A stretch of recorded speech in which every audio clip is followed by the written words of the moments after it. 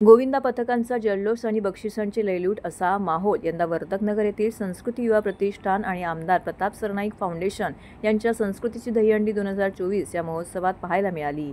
यंदा 9 थर लावत आर्यन्स गोविंदा पथकाने 11 लाखांचे बक्षीस व ट्रॉफी पटकावली।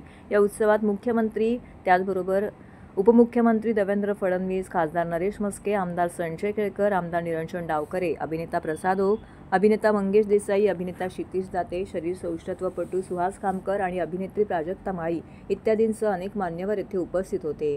भर पावसामध्ये जय गोविंदा पथकाने 10 थर लावण्याचा प्रयत्न केला, पण तो थोडक्यात हुकला। पण त्यांच्या जिद्दीला आणि मेहनतीला सलाम। गोविंदांच्या सुरक्षेला प्राधान्य। अतिशय जल्लोषात उत्साहात यंदाचा हा उत्सव साजरा करण्यात आला। यावेळी आमदार प्रताप सरनाईक, युवा सेना कार्याध्यक्ष पूर्वेश सरनाईक, मुंबई T20 लीगचे अध्यक्ष विहंग सरनाईक, नगरसेविका परिषद सरनाईक तसेच संपूर्ण सरनाईक परिवारासह अनेक पदाधिकारी, कार्यकर्ते, गोविंदा प्रेमी येथे मोठ्या संख्येने उपस्थित होते।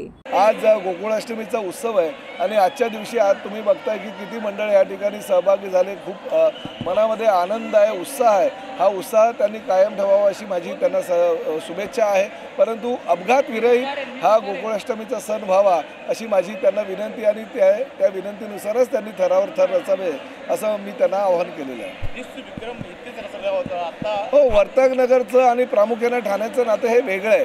धर्मवीर आनंद दिघे साहेबांनी आम्हाला जी शिकवण दिली त्या शिकवणीनुसार आम्ही या ठिकाणी हा उत्सव साजरा करत असतो।